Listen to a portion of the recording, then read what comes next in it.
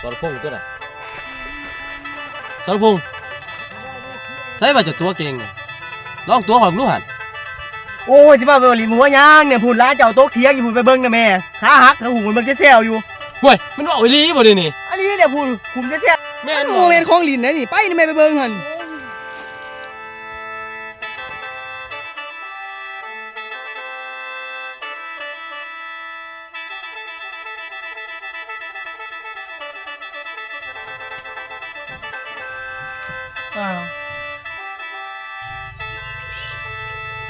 ใส่บ่มึงตกเถียง